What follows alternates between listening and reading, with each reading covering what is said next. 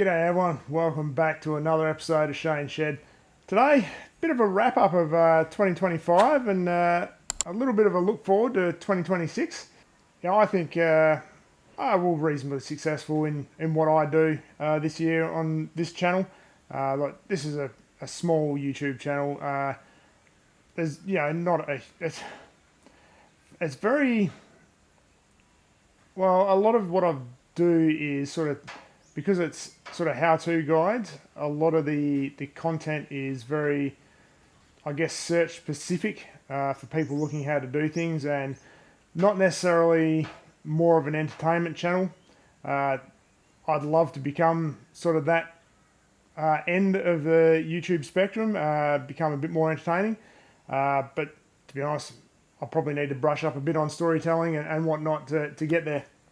So yeah, I guess as far as videos are concerned, so throughout the year I've put out 55 videos. I generally aim for one a week, or one main video a week. So I'm probably a little bit under my personal target. There's a few shorts and stuff that make up and bring up those numbers. There's been a few sort of stints where I didn't get a video out on each week. And I had a bit of a gap, and that's because I'm a busy person. This is kind of a bit of a hobby for me, just doing this, mainly because I enjoy it. Yeah, so like I said, 55 videos. We had throughout the year a total of 353,000 views on my videos. So during last year, I just ticked over like 1 million total views. So I thought that was pretty cool. It's kind of it's a big number to get your head around, but it's kind of funny when you think about, some videos do that, or some channels do that in one video, so kind of insignificant at the end of the day. But in total, we're just sort of under 15,000 watch hours as well, which I think is pretty cool, and it's kind of scary that I've inflicted myself for 15,000 hours on various people around the world. Speaking around the world, there's probably about 25% of my viewers have been in the US as well. So, being an Australian, I would have hoped that the Australian viewership would have been higher, but it is what it is. With all that viewership as well, there is a bit of a monetization side of YouTube. So, hey, look, being totally honest here, like that sort of equated to just under about 2,500 Australian dollars in revenue throughout the year. Which, to be honest, for the amount of hours that I put into actually filming the content, editing it, uploading it, doing thumbnails, all that caper, you guys who are watching are content creators, you know what goes on behind the scenes. To be honest, it doesn't really...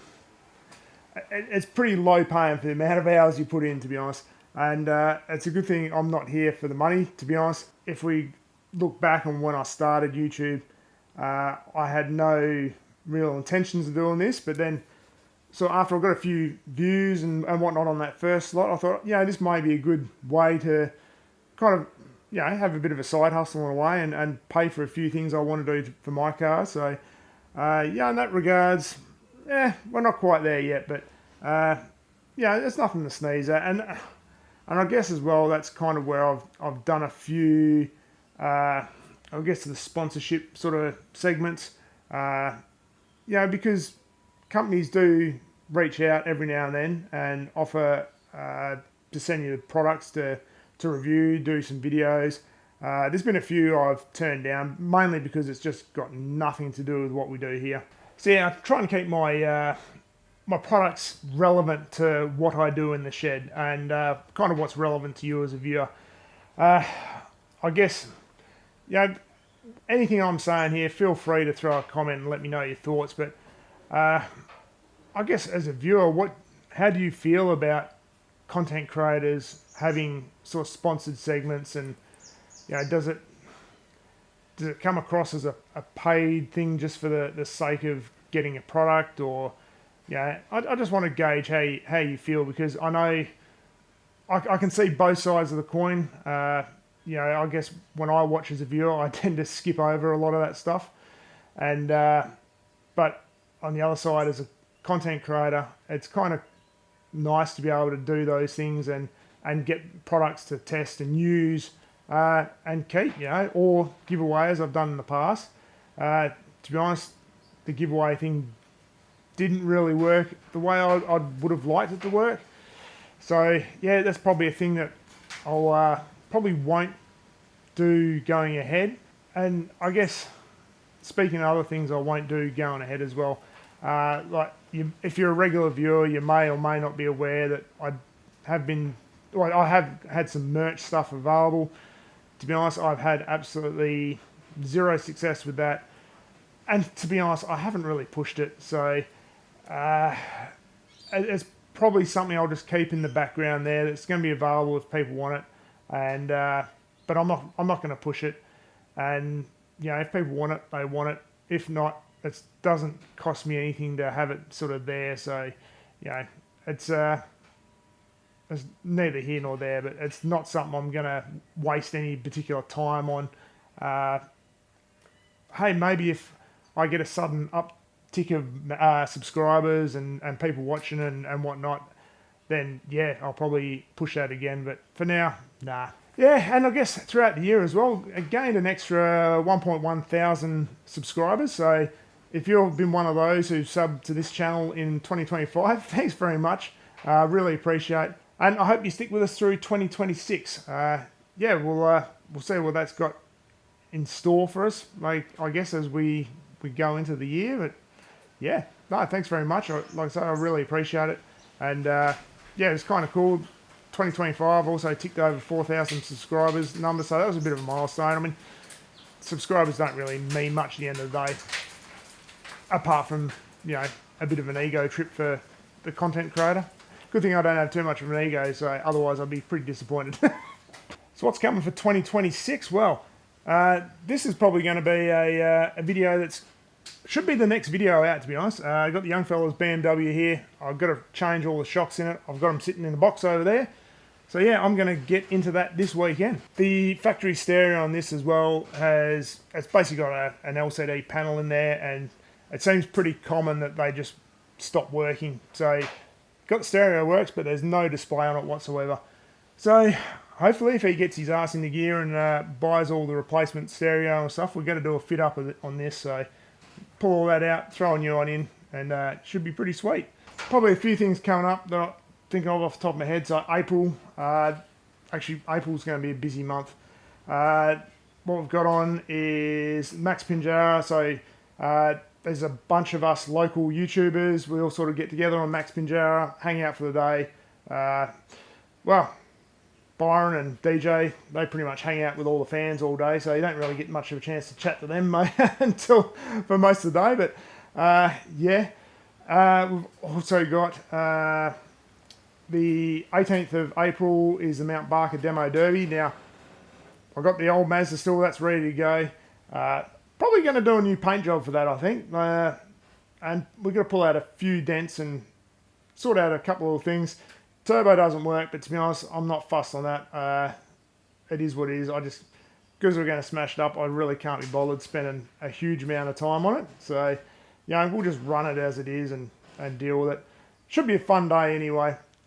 Non-channel related stuff in April as well. My oldest son will be in Sydney competing for Western Australia in a decathlon for under 20. So, so we'll have to head over there, I guess. So, unfortunately, I'm thinking I won't be able to do it all. So possibly Max Pinjara might have to go for me this year. Max Pinjara and the Derby, I need to take time off work either way. So it's kind of one of those things. Which one do I do? Where do I go? I don't know yet. I haven't made a final decision, but that's probably the likely outcome, unfortunately. We got the Fairlane as well. So, man, I was hoping to get that ready for the 14th of this month, was in January, for an autocross down at the Motorplex. Man, I haven't even looked at it yet. So, it's just, I've had time off work and just haven't had time to look at it yet. So, it is what it is. I'm probably thinking the next one in February, I'll try and get to that. So I've got some rear brake calipers. I've got some not new, but I've got some hoses there. I've got some new brake rotors. again, not new. I don't know why I'm saying new. It's just they're new to that car, so they're new. The only thing I don't have is bolts for the brake calipers, so I need to sort those out. I've got a new power steering. Again, not new. I've got another power steering pump, so we can throw that in. I've got a power steering oil cooler from a Territory, which I will try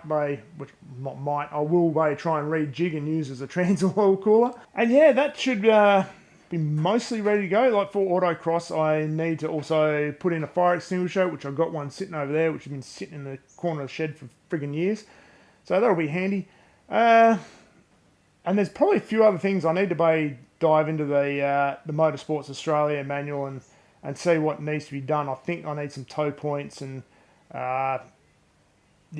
some other little minor things. But disappointingly enough, I did send an email off to the organisers of Autocross just from the contact page on their Facebook page, and just saying, hey, look, I'm new to this. I'm keen. I'm kind of struggling to make sense of some of the requirement stuff. Have you got a cheat sheet or something you can send me? Heard absolutely nothing back from those guys, so that's a bit disappointing. But anyway, that's the way it is. We'll just move on, do our best, and hopefully don't get kicked out at scrutineering. And if all that fails, we've still got DJ's Carnage 1000 that we can flog that Bay Fairlane around, so I'll use that there again. And either way, we'll have a bunch of fun with it. Before I get out to DJ's, I wouldn't mind putting some new... After I've had a look at it, all the springs on it have been cut to lower it, so DJ's joint probably needs a bit of clearance, so try and source some factory replacement springs and throw that in there. Get the ride height up a bit, and we can smash it over the bay holes. The big old Suburban, man, I've been saying for the last 2-3 years that I want to put a new exhaust on it. Maybe 2026 is the year I get to do it. I don't know. We'll see how we go. What I do want to do in there is just throw some new speakers in it. I want to make up some door cards for the lower parts of the door trim for some speakers and do all that sort of stuff. I don't know whether I'll film it or not. I probably will, but yeah, we'll see how we go. But apart from that, it's just going to be maintaining it, keeping it on the road, keep enjoying it. That's kind of what I do with it. And with the Land Cruiser, well, I'm hoping I can get on and have a look at this engine oil, see what's going on with there. Hopefully I can sort it out when I get some time to look at it. It's still running okay, so whatever. I did do a compression test on it. Compression's good. Valve stems are probably worn seals on it, so it does chuff out a bit of blue smoke after a bay's been idling for a little while. Does consume a bit of oil, but we'll just deal with it. It's fine. I do need to do a couple little mods for the touring side of things, so I do need to make up something to hold my fridge in the back, because the last time I had that in, it was kind of moves around a bit, so I wouldn't mind making up a frame and a bit of a slide in the back to hold it down and get access to it a bit easier. Yeah, and to be honest, that's probably another one that I want to do some new speakers in that as well. Still got the factory speakers, so it's not really much needs to be done with that. I need to throw an Anderson plug and wiring to the back for the camper. Apart from that, it doesn't need much. I'll make it sound simple, but that engine's going to be hopefully not a pain in the bum, but it's been a pain so far. If you want to see what I've done so far, I'll throw a link up there. I don't know. I still haven't got used to which direction to point. Yeah, and as always, the good old members of the channel, so Byron, Dave and Jay, thanks very much, guys. I push out pretty much every video to you guys early. So if you've watched all of my videos religiously, you'd like to support what I do a bit more, please become a channel member. I'd certainly appreciate it. Bare minimum, just give videos a thumbs up, throw his comments in, all that sort of stuff. Really appreciate it. Yeah, and just thanks to everyone for 2025, making the channel what it is. And hopefully we can just keep pushing onwards and upwards for 2026. Would love to catch up with a few of the other local WA YouTubers again. I would really love to be able to spend some more time doing some collabs and stuff and all that jazz, but with my shift roster, it ends up opposite to a few of the other guys, so it makes things a bit hard, and I personally just struggle with time sometimes. So yeah, it is what it is. But anyway, we'll just deal with it one step at a time. Same as always. Yeah, just keep on keeping on, everyone. Have a great 2026, and yeah, see you on the videos throughout the year.